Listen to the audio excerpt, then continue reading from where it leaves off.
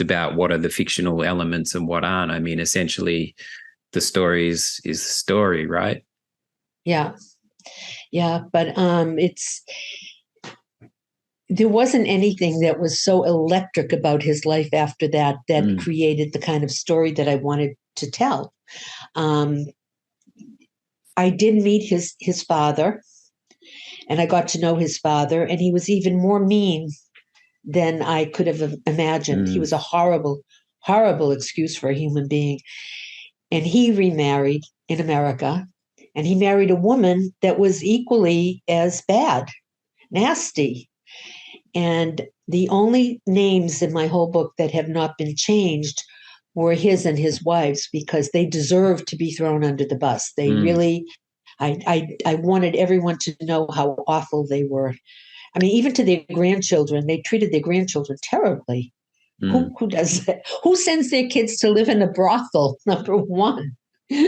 At such a young age, that's a horrendous world to be thrown into. There's that saying in writing about well, if you didn't want us to write about you, you should have been a better person. Something like that. As in, I never heard that, but I guess there's a lot of truth to it. Yeah, exactly what you're saying. In that, well, why should you conceal the identities when it's horrendous behavior? No, they deserved it. They absolutely deserved it. And my father, though he was never a wealthy businessman, he was, he worked 7 days and nights a week. He was a laborer, but he was very, very dignified, and he wouldn't even kill an insect. If I hate bugs, I hate insects, I hate snakes. And if I saw a spider in the house or anything, I'd scream, come kill the bug. He would pick it up and put it outside, and he would say, even insects are God's children. You don't kill anything. And so he could have gone the other way. He could have been a bitter, miserable person for his upbringing, because even after he came to America, he was 16 years old, and his father said, you're old enough to live on your own. He didn't speak a word of English. And all he wanted to do was go to school. And his father threw him out and said, no, you go get a job, go work. And he rose above that. He really rose above that. And he and my mother, who was a Russian immigrant, brought up 3 very happy, successful people, which I think is, we saw what we did not want to become, I think, and that's why we're all very well adjusted. which is remarkable and a testament to him. So you described it as like an underlying sadness. Was that something you just couldn't put your finger on? You were like, what is that? Yes. And then it must have been quite a revelation to find out that, I mean, he wasn't jovial. He was kind, but there was a sadness about him always. And I never knew what it was. And he had a sad life. But he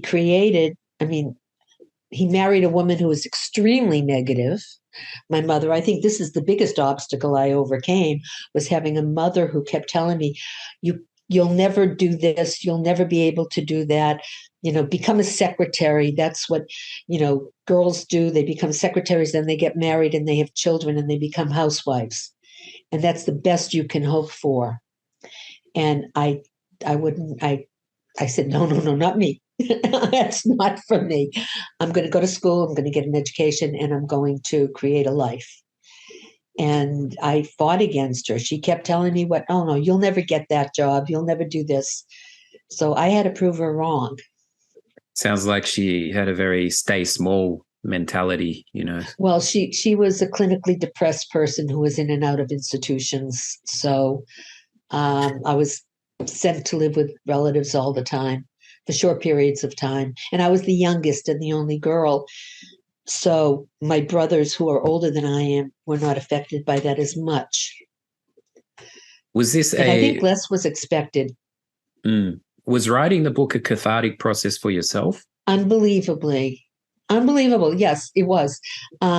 and I don't even know what came over me. It was like a higher power. I had no, I did not have an outline for my book. I just sat down and started to write, and the story just came to me. It just, I didn't know one day to the other where I was going with it. I had no idea how I was going to end it.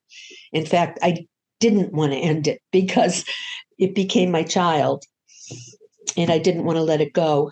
It's I'm a filmmaker and a writer also, and I love it when you're writing something and the characters start speaking to each other. Well, I came downstairs one day and I'm crying. And my husband says to me, "Why are you crying?" I said, "Because I don't want to give it away." I said, "Because so and so just died. And I was so upset because I loved her." And he said, "But you're the one who killed her." You know?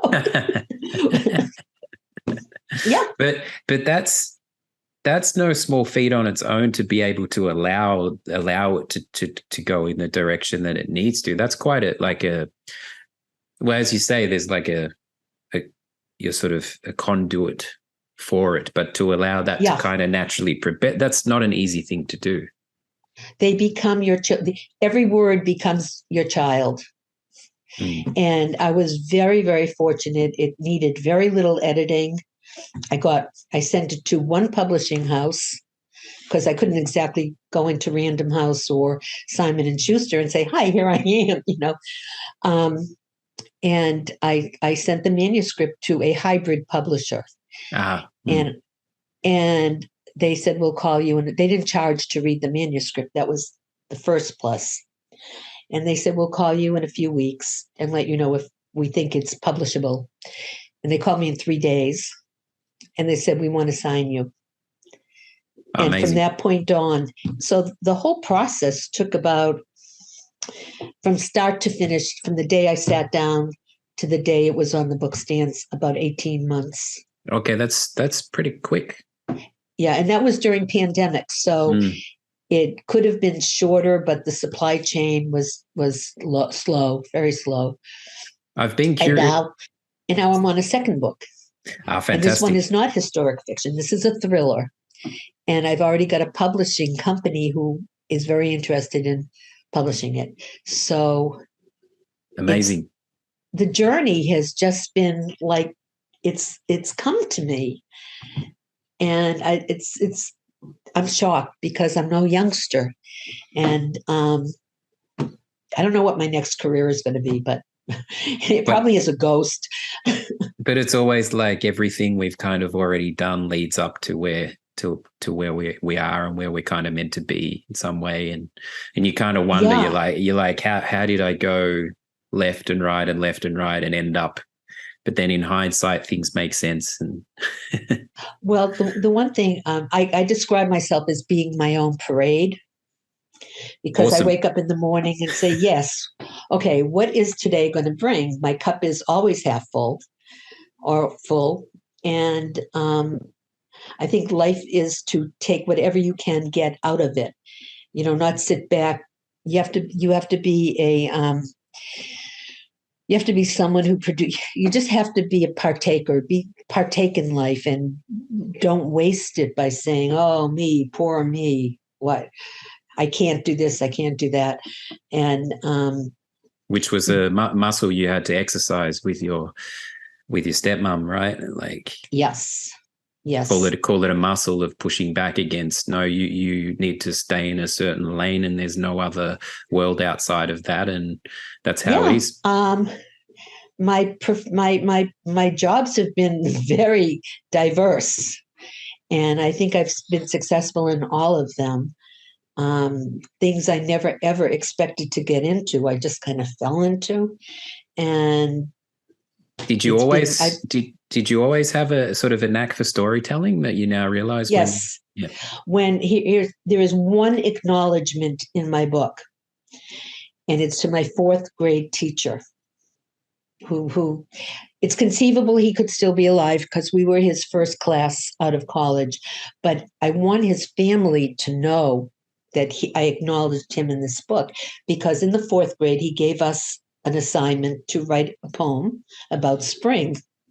And he was so impressed by my poem that he made me read it to the entire school. And he came up to me afterwards and said, don't ever stop writing. Someday you're going to be a great writer, and don't ever give it up. It stayed with me my whole life. That fourth grade teacher, his comment stayed with me. So every podcast I've been on, I say, Mr. John Willett, if there's a family member from Boston, if there's a family member listening or watching, call me. It's amazing when those small but so significant moments happen and you're perhaps like too young. I mean, this one stuck with you, but yeah, it's when a teacher just says one thing or. Yeah. I know. I mean, I give a lot of accolades to teachers. It doesn't matter how old you are. I became a teacher ultimately. And it doesn't matter how young you are or how old you are. You can be driven to do almost anything by a kind word or a little bit of encouragement. And this teacher encouraged me to write, and I never forgot it. So my own term papers were always good. I used to write a lot of poetry. My kids' term papers always came out good. Shh, don't tell anyone. But you know, I love to write. I love the English language. I hate double negatives. It goes through me like a knife. It's very interesting because I do a lot of book clubs. And I've only had one negative response so far, and it was from a retired English teacher who said, the only critique I have of your book that's negative is that you end some sentences in prepositions. That was true in Old English, but it's no longer true. But I didn't want to argue with her. I just thanked her for her comment, but that really isn't true anymore.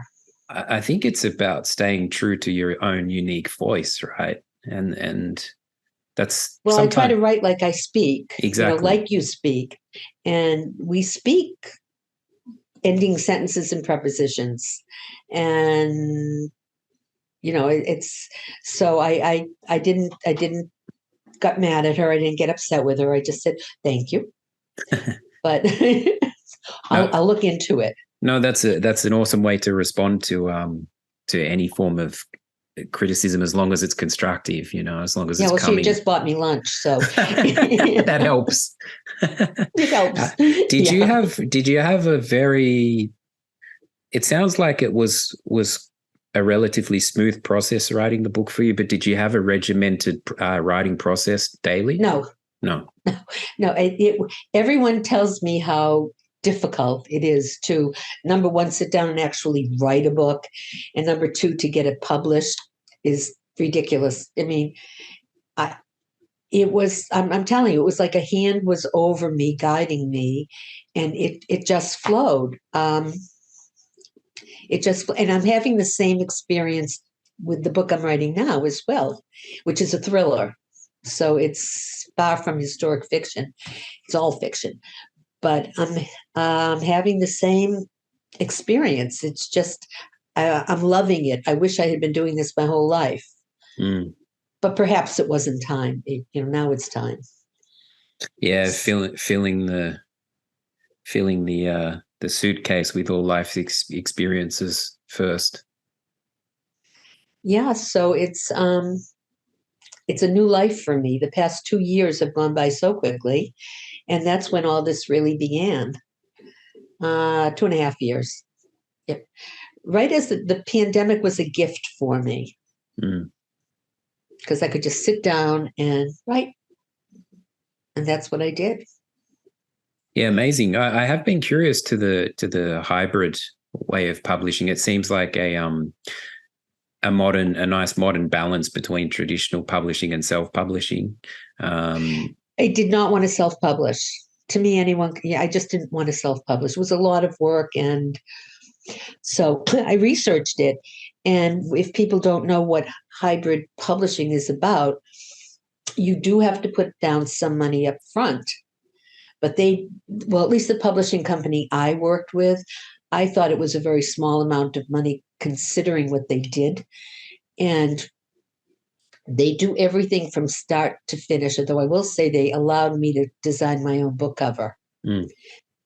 And I understand that that's not typical either. So, excuse me, but they don't take a dime back until you've made back your initial investment. Mm. At least this company works that way. So every 3 months, I get a check. I haven't made my investment back yet because I haven't sold as many as I would like to have, but it's consistent. And I'm meeting fabulous people such as yourself on podcasts. And in fact, that's how this publishing agent called me, because he was in touch with someone who does a podcast who recommended me to them. And cool. It podcasting opens up a world of stuff. It's amazing that we can just, connect like this, and it's pretty cool. I know. It's nuts. And it's what's Zoom? I mean, what did we do before Zoom? I remember when I got my first computer, I didn't even know how to turn it on. And it was crazy. Yeah. And now the teeny little things, like just now, it went off. So it's a crazy world. And what did you do before podcasting? My thing is storytelling also. So it's all about, my crafts in terms of telling stories are writing and filmmaking, acting, and also podcasting now. So I'm always looking for what I can offer to a story. So I've acted in a lot of stuff. But now this would make a great movie. I was thinking that as you were saying it. I unfortunately haven't read it, but I will definitely read it. I'll be happy to send you a copy. That'd be awesome. Yeah. If you email me your address and I will send you a copy. Appreciate it. And then you can make it a movie. That easy. It's that easy. No, but it's been quite a journey for me. In fact, like you say, you're a storyteller. Well, I've been in some very dangerous situations. I didn't plan it that way. I just ended up in some very dangerous situations. And as long as I got a good story out of it, I didn't care. It's I can relate. I can relate that very much. I've been in some hairy situations as well, and I've been thinking, wow, at least this is going to make a good story. That's exactly how I feel. And when people say to me, are you nuts? Are you crazy? You could have been arrested. You could have been killed. You could have been. I've twice been suspected of being a terrorist. Oh, wow. That's heavy. Do I look like a terrorist?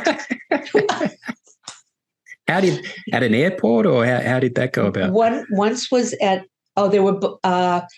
once was following a motorcade out of an airport and landing at the end of a private runway where Colin Powell's plane was waiting to take off, Air Force Two. And I'm surrounded by Secret Service and state troopers, and they're calling. I was in a van with dark windows. They thought I was going to blow up his plane. Wow. And that's a novel in itself. I know. Well, they what happened was I have an interior design firm. I'm an interior designer for 40 years true. now. Yes, I read. But okay. So I went to the airport to pick up a coffee table off a plane in the cargo area. I've never been to the cargo area. So it wasn't on that plane. They said it'll be in 2 hours, it'll be on the next plane. I said, okay, I'll go have dinner at the terminal and I'll come back in 2 hours. So as I'm leaving the terminal, I'm stopped by a state trooper and this whole motorcade is going by. And I'm saying to myself, I don't know where I am. I don't know how to get out of here. I'll follow them. And that's when I found myself at the end of a private runway and I'm surrounded. And they won't talk to me. I'm trying to explain, hey, and I try to back up and my car won't back up. It stalls. And it kept stalling. And suddenly the plane takes off and all these people go into a building and they leave me there. So then I go to back up and the car backs up. It's fine. And I pull into a service station at the airport because I don't want to get stuck on my way home. And at that time, I had a phone hardwired into my car. And the serviceman says to me, I can't find anything wrong with your car, but check your phone. I bet it's dead. And sure enough, it was. They had a device that they could interfere with the electrodes or something in my car to stop me from moving. If I were already driving, they couldn't stop me, but where I was stopped, they could prevent me from leaving. And I said, wow, what a story. That's a great story. The question is, did you get the coffee table? No. No, it wasn't on the next flight either. It was the next day. I sent someone to get it, but I love the. But I got a story that was better than the table. Exactly. Far better than the table. I love the contrast between being an innocent interior designer and then ending up in that. I actually. Well, they were calling me. Yeah, they were calling me in and checking me out, and they saw that I was just a dumb broad, nothing more than a dumb broad. It reminds me of an experience I had actually. Just quickly, I was designing a prison. I worked in architecture at one point. Like you, I've had many different careers in a way, and I was working on a prison, which is a whole thing of its own. But obviously, us as the design team had to go and visit a prison. You can't design it if you haven't been in one, right? So we took this, we took the architecture team into not a heavy grade, but like a middle grade prison, and we were being toured around and stuff. And I just, thinking of your story, I'll never forget the image of one of the interior designers. She had like a kind of fluorescent pink handbag and had all her like color samples and stuff in a maximum security prison, sort of like, what color should we make this feature wall? Should we put the flowers on the thing? And I was like, there's murderers over there. They're not going to care about the feature wall. Never done a prison. So yeah, it seems that is funny. Yeah, I can relate to that. It seems that interior designers often find themselves in innocent situations over their head. I know, but hey, it made life interesting. And like people have told me that I must be crazy because if they found themselves in that situation, they would have fallen apart completely. And I'm like, but why? It's a great story. That's all I cared about. Yeah, just give me the next obstacle. Like give me the next well, thing. I also got stopped by the bomb squad at the airport. At a separate occasion. Yeah. You wouldn't want to be on the same day. Okay. No. Different That'd group. be too much. Yeah, more recently. This was more recently. Oh, wow. What happened there? I was traveling to Europe, and I called the airline and said, I have a medicine that I'm taking with me, and it's packed in ice. Is there going to be a problem? And no. Just put it through. It's fine. And so suddenly I go through TSA, and they close the TSA booth, and they pull me aside and say, please wait here, because the ice packs had crimped and it looked like wires. So the bomb squad comes over. They call in the bomb squad and they take me to a little part of the airport. And again, I'm like, I haven't done anything. And they go very, very, very gingerly. They're trying to open up the bag like a little at a time. I was so tempted to just go, but I. That's when it can get very gnarly. Yeah, I didn't. I yeah. I love the that dumbness left me for a minute. And then they opened it up and they were very apologetic. But I said, no, I would rather have you, check everyone out than not check anyone out. But again, I called my husband from the airport and I said, oh, you won't believe the story I have. It wasn't, don't worry, I'm okay. It's, you won't believe the story I've got. You won't believe the story. It was story great. I was with a girlfriend. I was my girlfriend. She said, I love hanging out with you because Story It's first. always interesting. Yeah. We're having a tennis match here of stories because that one has triggered another one for me at an airport. Let me hear it. Let me hear it. Yeah. I was in Bangkok, flying back to Australia, and I was trying to get out of Bangkok pretty quickly because there was a coup, like a revolution.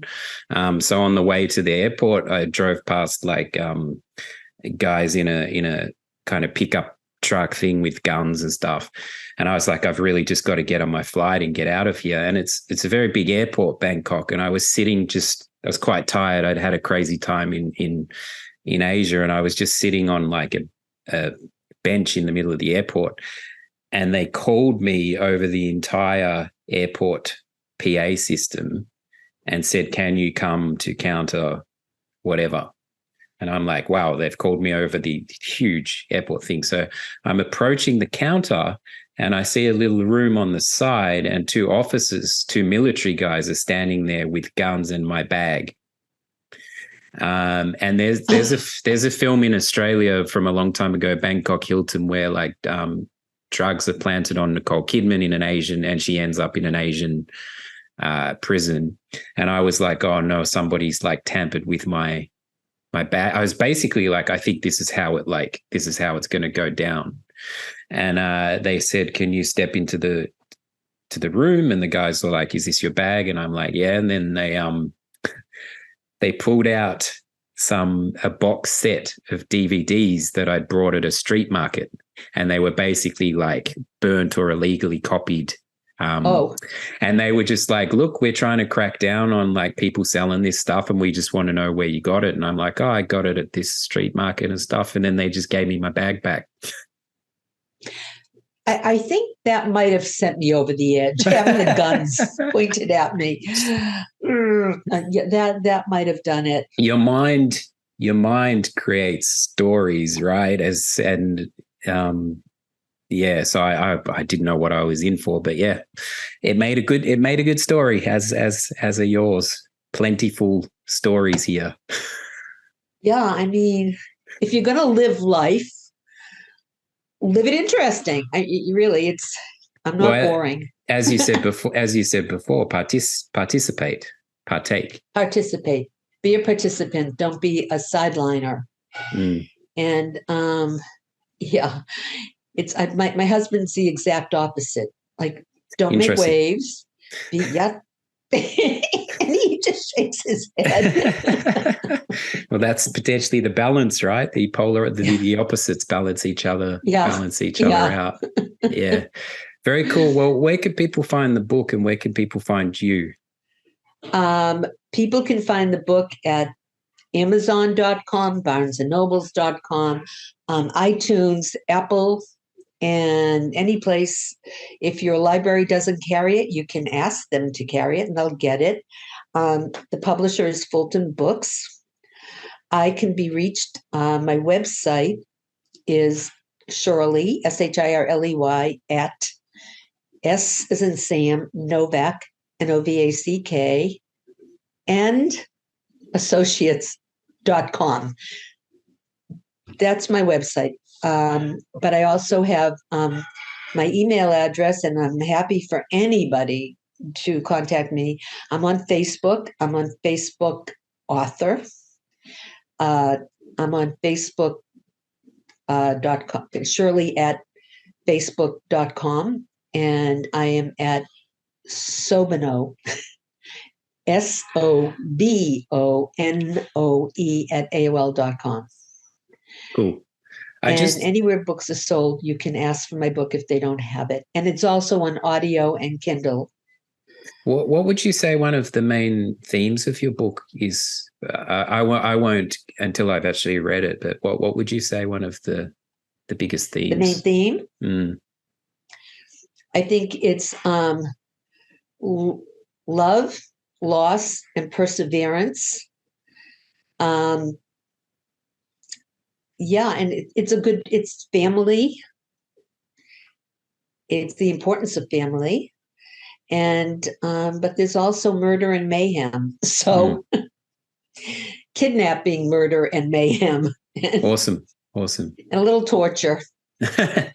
Yeah, I can't wait to read it. I like on the show to have guests offer listeners little challenges. They don't have to be anything grandiose, but they can be something relative to from your experiences or relative to your craft. I mean, you've already one that springs to mind talking to you is participation. You know, the concept of like partaking in life. Does anything else spring to mind? It doesn't have to, but just Yes, I would say number one, there are three words that do not enter my vocabulary, and there should have, could have, and would have. You can never go back and change what's been. You can only look forward and move on from that. And I think should have, would have, and could have are very harmful. Don't ever have regret because you learn from regret. People are also afraid to make mistakes, but you learn from mistakes. Just don't repeat them. And don't ever say, I can't. You can't. At least try. The failure is in not trying. And that's been my motto pretty much all my life. I never say, if someone gives me a challenge to say, you'll never do this or you can't do that, that's the impetus for me to move forward and show them they're wrong.